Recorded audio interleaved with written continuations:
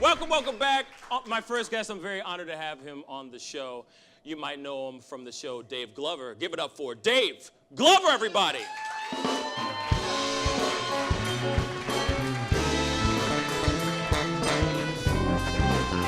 Let's see.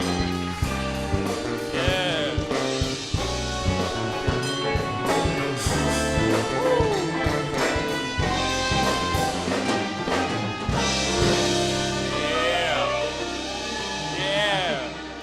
Yeah. Sexy kind of, right? It's very sexy. Dave Glover, everybody.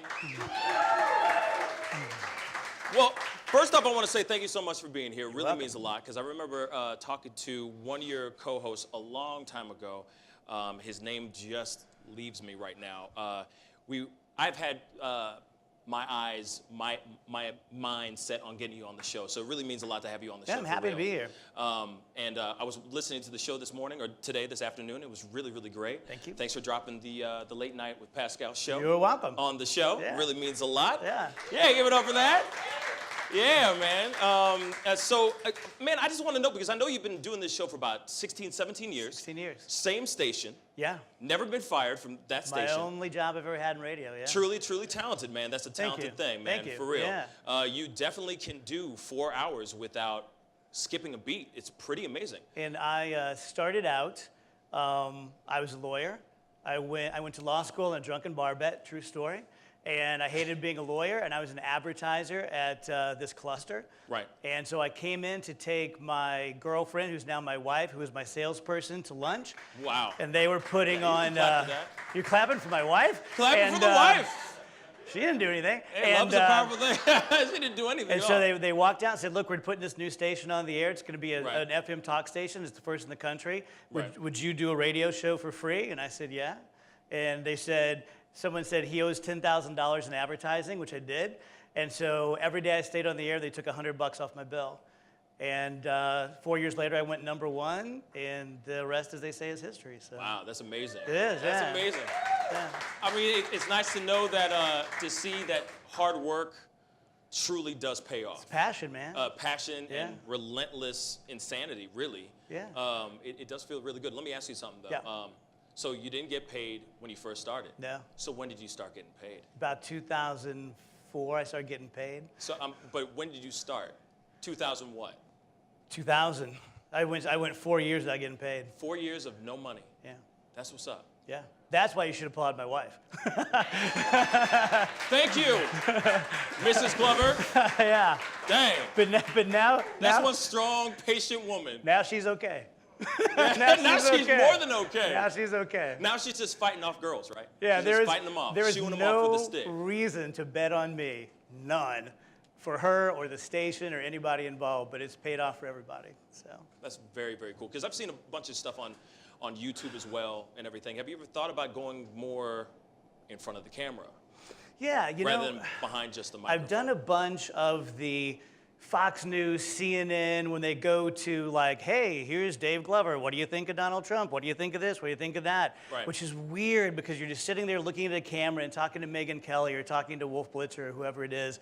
And the first few times it freaks you out. And now I've done a couple thousand of those. Right. But I've never done anything local. This is my I've done a bunch of morning show things, but this is my very first local late night appearance. Oh, wow. Yeah. Yeah. I'll take that any day. Yeah. Oh, that's cool. Yeah, yeah. Okay, so we're what, popping your cherry? I guess your late night Pretty cherry? much. Yeah, yeah. Once you go black, you never go back. That's all I'm right. gonna say. I'm just gonna ask you, Fox News or CNN? I don't like any of them. I'm very unpopular, which makes me think I am sort of getting it right. Today on my show, I was called a flaming liberal and an alt-right fascist. So I think, yeah. Is it because of the aerodynamic I don't know thing what going it on is. up here? I just. Because we're on the same page, my brother. So we're gonna start an army. Of bald men. I just did a big charity event, and there are these 4 guys on stage with me that were all prettier than any girl I've ever dated. And I said, you guys look like you're all from the same army. And one day, an army of me are going to fight an army of you, and we're just going to whip your ass because we're so bitter. We're just so angry. But no, politically, a long time ago, I decided I'm strange. I'm a strange political animal.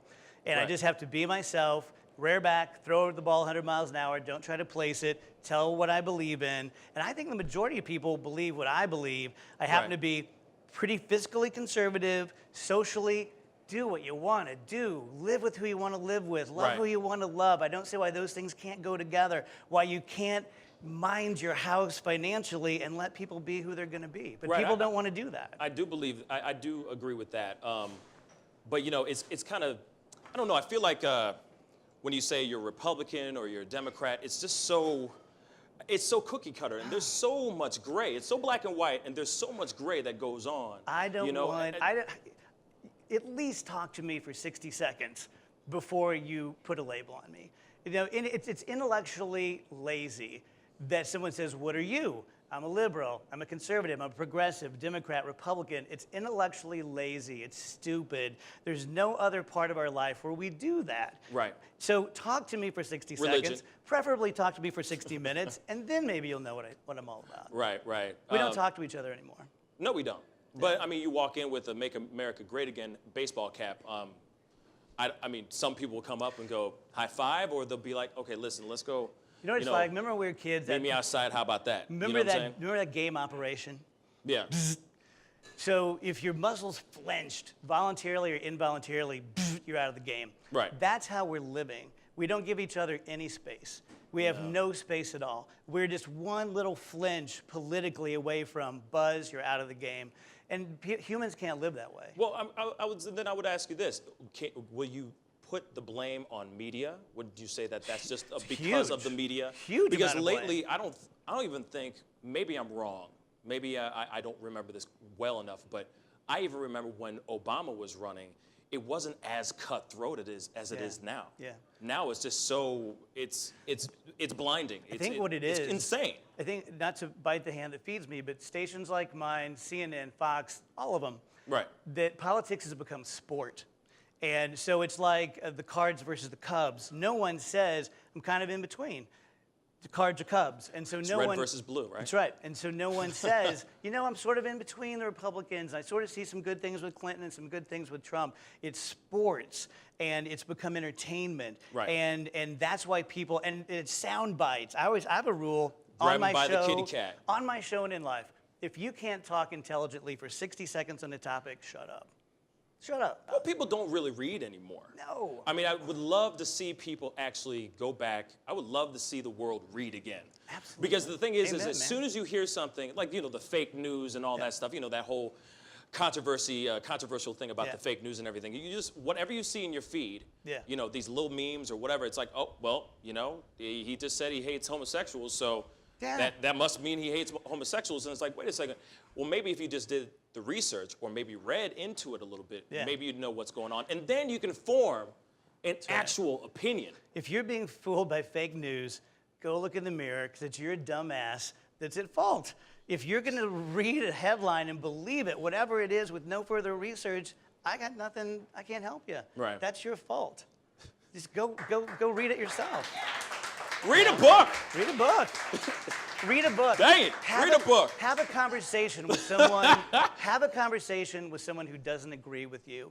When I'm not on the air, I listen to NPR, because most of the people on NPR have different thoughts than mine. I don't want to listen to people who believe what I believe and just spoon feed me the same stuff. I want to listen to someone who has a different idea, presented in an intelligent way, and I'll either say, that guy's wrong, and I feel better about my position, or that guy's making some good points. That is very true. Yeah. Man. You know, that's a good conversation. And I want to continue this very quickly, but we got to go to a quick commercial break. We'll be right back with Dave Glover, The Fix. Let's go.